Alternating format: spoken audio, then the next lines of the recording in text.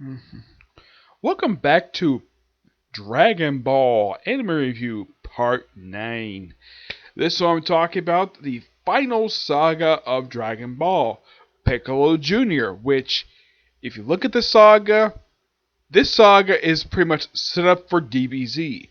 Why? Because characters associated with DBZ have their looks basically debut here, their voice actors for English dub, and several locations. The first, let's just say, a few episodes pick up exactly where the King Piccolo arc left off. Basically, Yanjiro takes Goku back to Korin Tower. He even climbs up there too, and gives Goku a senzu bean to heal up his injuries. Of course, he's so hungry too. Well, senzu bean take care of that.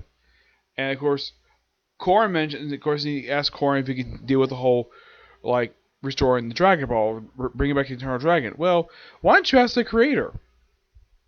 Creator, who is that? Kami. Kami's the creator. And how do I get? And he goes, how do I get there? Your power pole. I was like, how? Go on top of my tower, and I'll show you. And then you get there, there's this big, round, pointy thing. Put the pole there. I have to extend and take you right to Kami's place.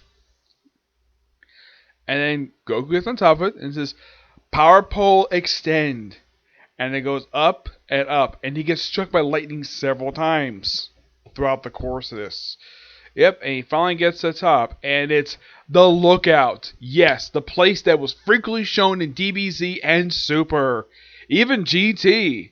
Yeah, this is a common place, basically. And basically, this saga is basically the debut of this place. And in case you're curious, though, about the ladder, when people see pictures of this thing, or see it in DBZ, has anybody used that ladder? The answer is yes. Goku is the only one ever seen using it. As soon as he gets up there, he climbs right up, and who does he meet as soon as he gets on top? Why, the first new character introduced in this very arc. It is Mr. Popo. Yep, Mr. Popo, voiced by Christopher Sabat. Yeah, one of many characters he voices in the series. Yep. In case you're wondering, does this character's appearance ever change? Ever in the history of the Dragon Ball franchise? The answer is no. This character has never changed. Has he ever died before? Once in the Buu Saga. But that was it. Yeah, surprisingly though, he's only died once. Unlike everybody else, died 2 or 3 times in the case of Krillin, who's died 3 freaking times. Now in the case of Mr. Popo, he's only died once. It's like, hi, I missed. Like, of course, Goku can realize just by looking at him, he's not the Guardian of Earth. Like, he doesn't refer to him as Kami. It's like, hi, I'm Goku. It's like, hi, I'm Mr. Popo. Yeah. And when he uses the Guardian, of course, he trains him for a while, and the Guardian comes out, and here's Kami. And he looks like Piccolo. Well, it's not explained by Kami himself, so Mr. Popo, the reason why he looks like Piccolo, well, King Piccolo is, the reason is because King Piccolo is made of the negative stuff because originally King Piccolo and Kami were one person. And the only way Kami became the Guardian, he had to cast away his negative side, and that became King Piccolo, which this also sets up the debut of Piccolo Jr. Basically the popular fan favorite character who appeared in DBZ, GT, and Super, Kai, and every single bit of the Dragon Ball franchise. This is the Saga Mason. Before you first see him, he's a little kid, and he wears the mark of the demon symbol on his outfit. Where he gets his clothes from is never explained.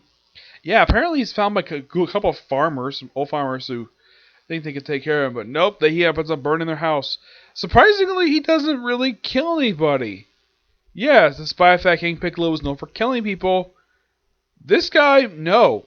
He burns down, so he does some destruction, yes, but he doesn't kill people, surprisingly, which I thought that was kind of weird. And then we have Goku basically convince Kami to bring back Shenron, which he does. And apparently Shenron basically is based on this model he made, this figure that was broken because of King Piccolo. They restored it, and, well, the wish of the dragon is that everybody gets revived. And I do mean everybody who gets... Pretty much everybody was killed by King Piccolo and his subordinates. Yeah, pretty much everybody. They probably don't know about, basically, Piccolo Jr. yet, but, yeah. So, And of course, they got the capsules that contain. Of course, Bulma takes the capsules that contain Krillin, Roshi, and Chaozu. And once the dragon revives them and everybody else, they arrive perfectly fine. Of course, King Choppa wakes up his place. Bacteria wakes up in a dump, which is not where he died. Oh, and in case you're wondering, does he appear in DBZ after this? Or at least does he appear any point after this particular revival episode? Not really, no. He does not appear after this. Bacteria, this brief cameo is his last appearance in the franchise because he never appeared in, as far as I can tell, I don't think he ever appeared in he never appeared in DBZ or even Super or even GT for crying out loud. No, he never did. Don't know why though, but King Chop may return after this for one episode. And pretty much everybody else who was killed by, well, oh yeah, the Wolfman, he was brought back too. And he made one appearance after this. In a brief 2-second cameo. You only know it's him as the blue fur in the outfit. Yeah. But that's in the episode. That's actually the rest of the episode of the tournament stuff because after basically Goku gets revived and Goku agrees to train there for 3 years, next few episodes are pretty much all filler. Yep, they're all filler. And so, with Krillin back, both him, Yamcha, Tien, and Chaozu asked more training from Master Roshi. He's like, nah, I've taught you everything I know. So they went on training on their own. And then they all decided that, okay, why don't we go to the Korin Tower become stronger? Yep. Though along the way they stopped by a village, which they saved from destruction by a volcano. And what happens after this, they do arrive at Korin Tower, and they receive training from him. Surprisingly, this is never shown on screen. I'm like, really? Why wouldn't you show us on screen for? I have no idea why. Goku, of course, in this period of time, does some training. He goes to various places. He goes to see a family of kids. Let's just see. Oh yeah, he also goes to some time traveling. I thought this episode was really cool. It's a well-written episode where Goku meets a young version of his late master, which he does not know at this point he's actually back. Nope, he does not know he's back. He probably suspects he's back, but he sees Roshi and wow, I got hands to the anime who did this filler. That totally did this filler.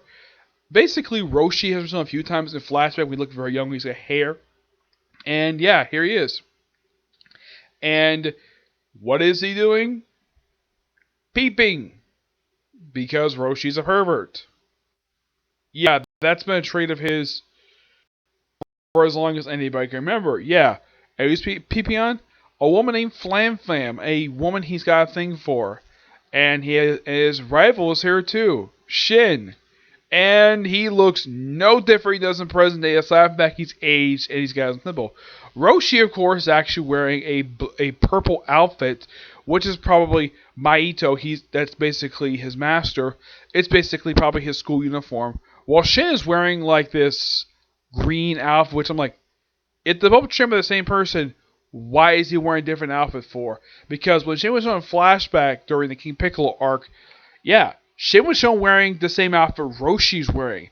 Why in the world he's wearing this outfit for, despite the fact that by the time came for when King Piccolo showed, this is probably before King Piccolo showed up in this particular, when Goku traveled back in time. And for some reason he's wearing the wrong outfit. I think the reason why he's drawn like that, and it's just my personal theory, just to set up his return in later on the arc. That's the only reason why they have him wear the outfit. Yeah, wear the same hat, he has the same clothes. It's just that he's younger, he still wears shades. Oddly enough, when it comes to Shin, he's never been shown without sunglasses on. Roshi has, not Shin surprisingly. Why these two wear sunglasses for is never explained in this series. Yeah, that's one thing I thought was quite weird though. As far as I know, Toriyama himself has never come to an interview and said, hey, Roshi is wearing the sunglasses for this particular reason. Maybe he gives sunglasses make it look cool. That's my personal theory. But in all honesty, heck, there's at one point where in this series he actually wears his glasses at night. Why? Who knows why? It's particularly very weird. And of course, they received spirit training from him. Basically, there's some spirit abilities. Okay. And oh yeah, there's some lightning. He also has a brief training partner turning out to be a clay version of him. Yeah, it was an interesting set of filler episodes. Then we come up to 133, Changes, which this is the debut of Sean Schemmel taking over as the lead, as the voice of Goku, and Sonny Surratt as Krillin. Yeah, it's actually a different voicing Krillin in the actual series. I thought it was Sonny Surratt. I was actually forgot. It's actually somebody else.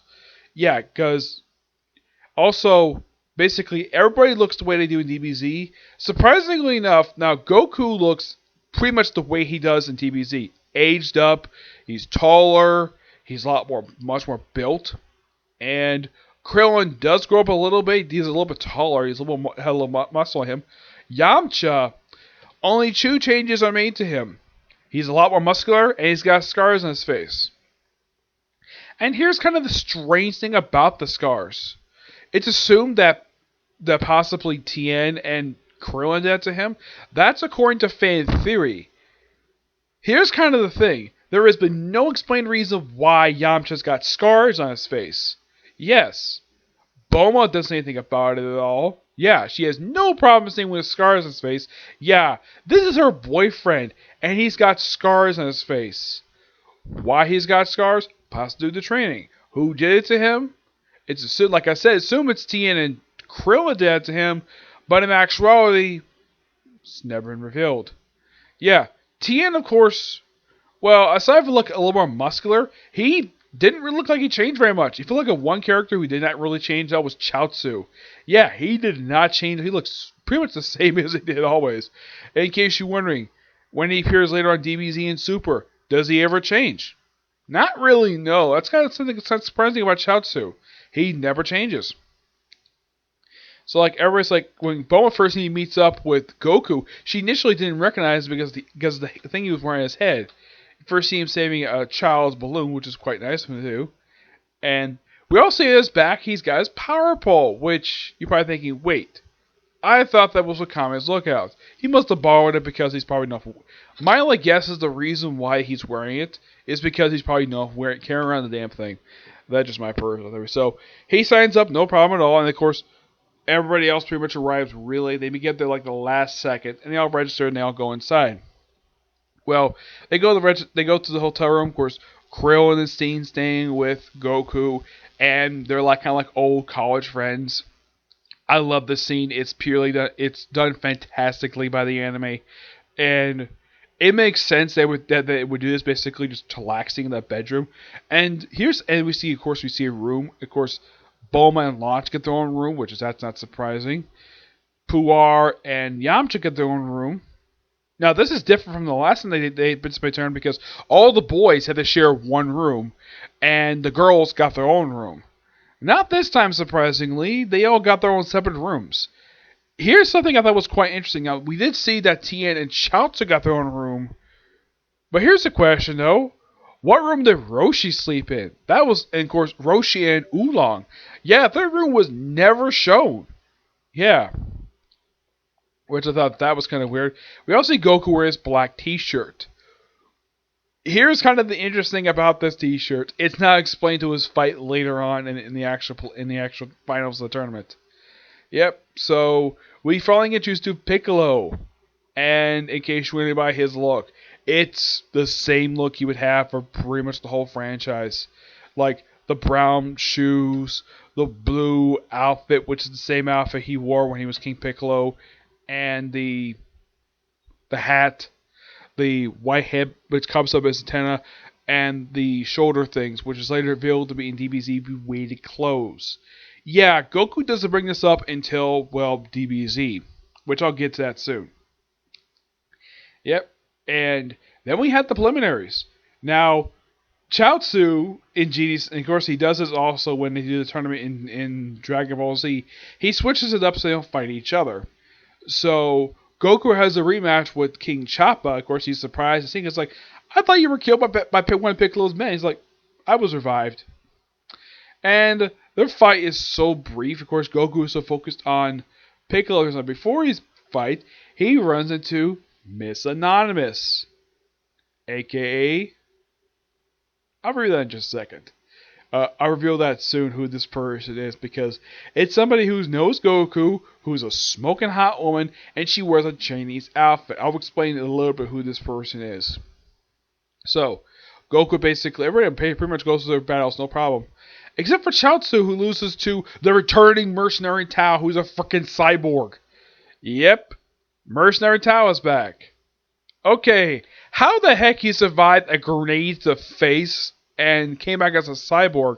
And also, who turned him into a cyborg has never been explained in the series. And of course, Goku, of course, the only people who recognize him as Goku and Tien. They're the only two who do. Of course, Shin is back. And Roshi's like, how the heck are you back? What are you doing here? Of course, he's probably here supporting his brother. And we also see Novice Hero. Of course, we also see Yamcha's in his, not Yamcha, Yajirobe's in his tournament as a masked performer. And he loses to Hero. Who this person is, I'll get to that one soon. There's this funny bit, basically, we came out of the bathroom and his zipper was down. It's like, excuse me, sir, your zipper's down. He's like, oh, sorry. He pulls it back up, and he basically is able to easily beat Yajirobe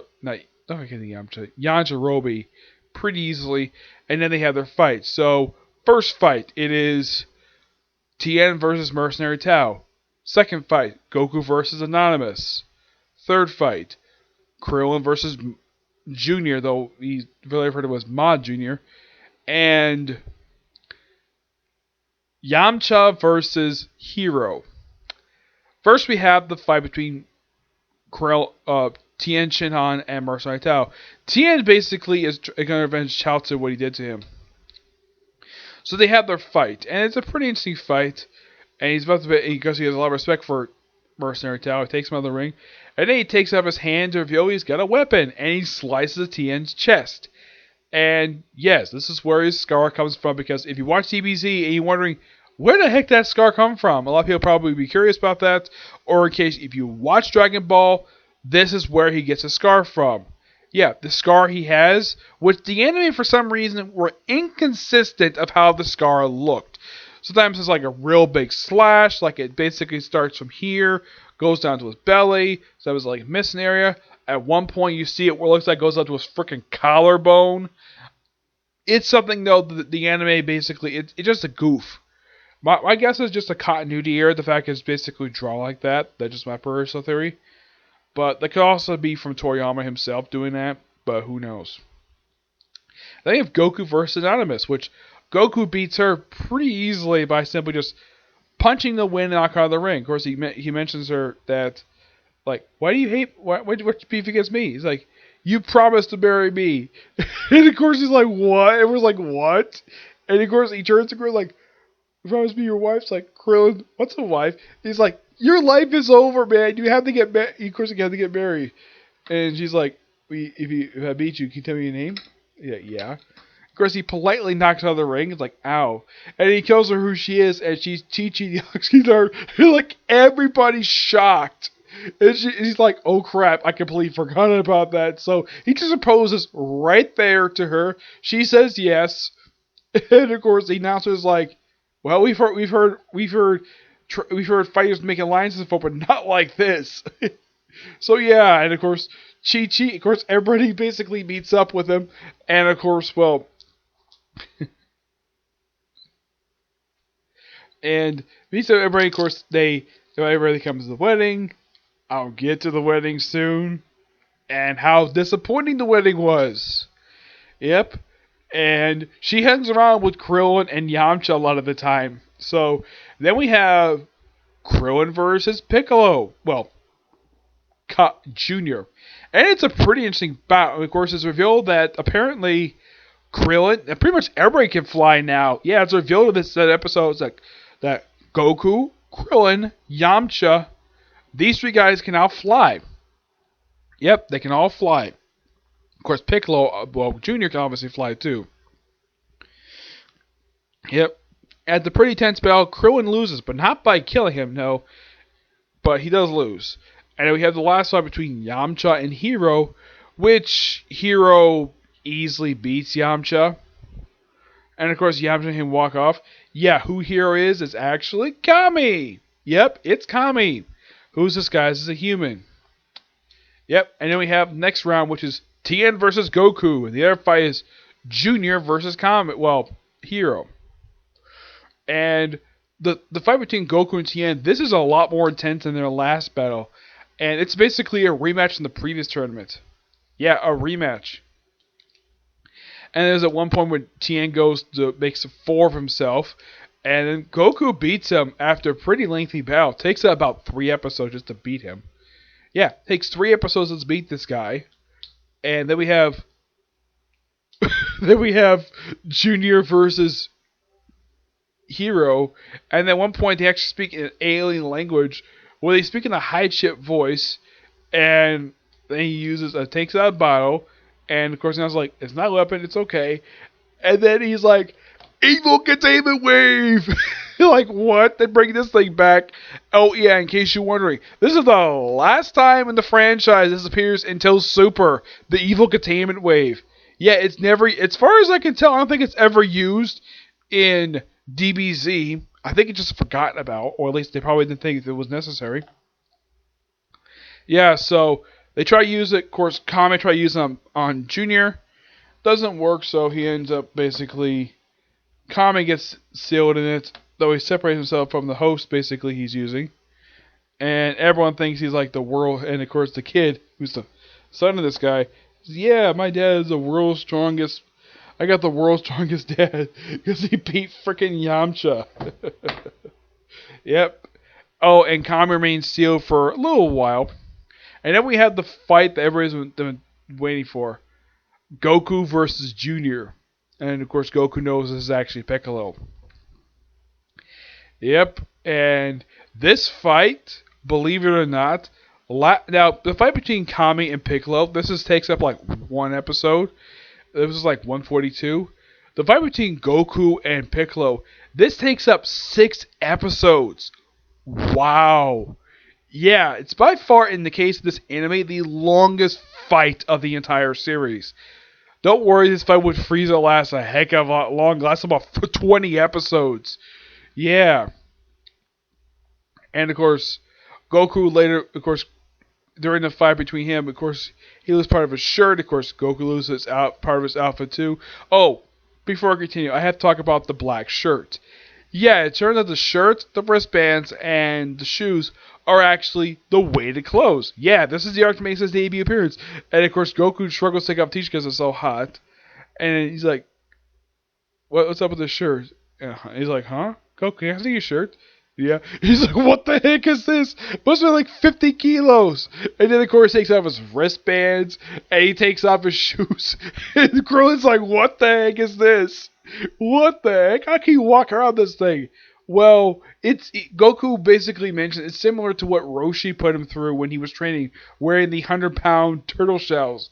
It's similar, but it's clothing. And we show in flashback, basically, he had trouble basically doing this. He was trained to wear these things. So his shirt, now his shirt is one thing, but his wristbands and his shoes, how in the world is he walking around wearing this stuff? The whole point of him wearing the weighted clothes is to keep his power level down. Because his power level is like over the top outrageous. Yep.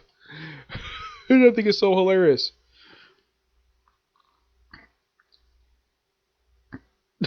Yeah, and then of course, Yamcha doesn't agree. Yeah, you're carrying 100 kilos worth of clothing. And of course, everyone's shocked to hear his clothing weighs so much. Yeah. But as for the fight between Goku and Piccolo, of course, then he outs himself as, I'm King Piccolo resurrected, though he actually says reincarnated. Everyone interprets this, and of course, everybody starts to panic. And of course, the whole island gets evacuated. And the only people there are just the Dragon team and and the announcer. And of course, Piccolo goes giant size, which is something he only does here. He never does this in DBZ. Nope, he does the whole eye beams. Yeah, he does do that in DBZ. He also see a debut of a stretchy arm, which I kind of forgot made his debut here. So a couple of moves he's overdoing here, he does do in DBZ and Super. Him going giant size is not one of them. Yeah, he never does this ever again after this. He stays giant size about 2 episodes, and then when he's giant size, Goku basically just hops his mouth, beats up the inside of his throat, just to shoot out Kami, which he swallowed. Yep, he swallowed. And he gives it to Tien, of course, to freeze him. Of course, there's Kami. Yep. And of course, Kami basically tried to have it where Tien kills him, but there's a reason why they can't kill him. And it's not because he's connected to Piccolo. Oh no, that's not the reason why. I'll get to that. Eventually, the whole island is pretty much eviscerated. And of course, at one point, he gets pinned down. Of course, he starts counting. And of course, then he wakes up and resumes the fight. And then, of course, he gets thrown out of the ring, very heavily damaged as we hit by his own beam. And we start out of the ring. And of course, the announcer was like, "Yeah, Goku won. Goku's winner of the 23rd World Martial Arts. Yay!" And of course, Goku at that point, he had pretty much like all of his limbs broken. Yeah, he basically sort of been tortured. Chi-Chi hated it seeing that. Yep.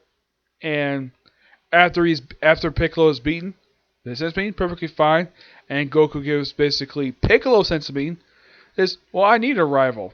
You're my rival now. And he's like, whatever. He flies off. Don't worry, he doesn't stay rival for very long. They become close friends after this. And then Khan basically is like, hey, you did once for a job? Why'd you take my job? It's like, nah. And he takes Chi-Chi by the hand. And of course, they drive off. They go fly off to see the Ox King. By the way, that is actually 140 is the last canon episode of Dragon Ball. Because the last 5 episodes of the series is a filler arc. Okay, they go back to basically Chi-Chi's kingdom. We see the new palace, which is on top of a hill, surprisingly.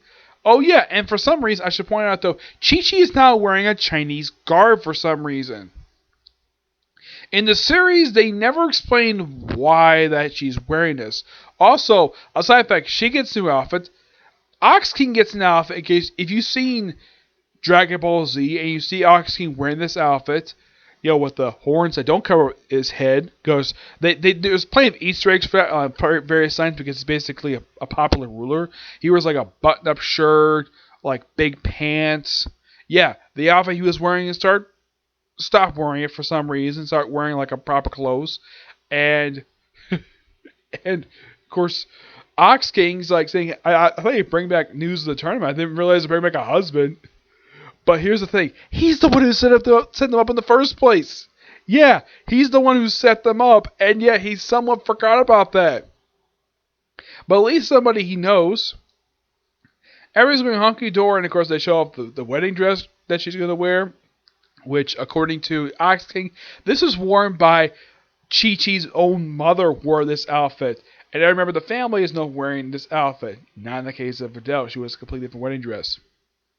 Then eventually, the place starts erupting. Yes, the Ox King's palace starts erupting. And then for the next couple episodes, Goku and Chi-Chi look for the Bancho fan. Take a while, but they do. Of course, they also run into Pilaf one last time before the series ends. Yeah, I kind of forgot they show up here. I mean, the stuff happened, I do remember that, but Pilaf show up here? Yeah, I kind of forgot he show up here. First, he shows up when he's trying to get the fire thing, trying to make the Bancho fan.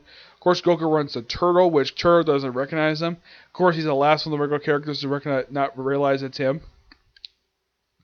Because that was when Goku showed up, no one recognized him. Because he had grown like several inches. And, of course, Krillin didn't grow very much, but he's at least taller than he was before. And he's less stronger, too. So, think, oh yeah, make Benjamin with this feather of the fire eater. So they go visit the thing. And that's when they run into Pilaf, Mai, and Shu. A lot of the time, basically, when I've thought about this group, I remember Mai very well. I remember her name, and of course, Pilaf. Shu, I constantly forgot I knew he was there. I always forgot this guy's name a lot of the time because sometimes basically his name is very rarely said. So they try to get the fire egg, doesn't work very well, and they try to go look at the mountain looking for the Bancho fan. Yeah, the Bancho fan was actually briefly referenced way back in the first Saga of the series, and it's something they finally bring it up and they finally showed a damn thing, and it turns out some old lady used it as a dustpan. Yeah. So, and of course they go to this mountain, which apparently doesn't like women very much. They found when Chi-Chi went there, And hey, is White Group a woman? Yeah. The mountain doesn't like women. And of course, she kicks off the mountain. And of course, Maya comes back. Emperor, what would you do that for? And then, of course, well, they kind of get trapped there later on. And that's last to see of Pilaf, Mai, and Shu. Yeah, that's the last time you see him in episode 151. Yeah, that's the last time you see him in Dragon Ball because after this, their appearances are sparse at best on DBZ. Before show up in Super where they're like kids now. Where Mai, of course, is being the is the crush for Trunks. Yeah, Trunks fell in love with her, and of course, even they don't focus on them or in love with each other. Yeah, so you gotta thank Super for that. And they say they go visit. Of course, they go visit they get the Mancho fan back, and they think this might be good. They put out the flames. Well, first Goku tries the Kamehameha Wave. It works for a bit. Flames come back. Yeah, and of course they also had gotten a shell of the fire eater egg, and this honey. Of course, it's like the whole point of getting those two items set up for the last couple of series where they go to see the furnace, which apparently is near the border of the afterlife. And Goku runs into Gohan. Now, this I do remember. Yeah, runs into Gohan for one last time in the series. He's mentioned a few times in DBZ, but does not make a physical appearance, surprisingly. And the thing is, you have Anand, and there's a joke about her later with her and Gohan. I'll talk about that in a minute. So, of course, Goku tries to take out the fire. Of course, turns out that if the fire is put out, it takes 200 years to reignite again. And then, of course, like, okay, try to fight him. And then he used the Bonch fan. It's like, oh, that's Bonch fan. Like, okay, I figured out. Why don't you go inside and fill up the hole that's at the bottom of the furnace? Goku finds it pretty easily after dumping water on him, and he fans it. And of course, he finds the hole, puts a piece of the fire eater egg in there, seals up, comes back up, he flies up. Yeah, because a lot of the time we see him in these episodes, he's not flying. He's usually sitting on the Nimbus cloud, which I'm like, Goku can fly. Why is he forgetting to fly? And of course, he finally uses the power pole to get out of the thing. And of course, before all this stuff happens, of course, he does introduce Chi-Chi to Gohan, which Gohan like so happy the fact his grandson found happiness, and then when he leave, it's like, okay, like, good luck, son. I hope you bring happiness. And he's like, I hope he can happiness with Anand. And of course he's blushing because it's implied Gohan's got a thing for a woman who's 10,000 years old. Yeah. Here's kind of the thing. She only appears for the last two episodes of Dragon Ball and she's never seen again.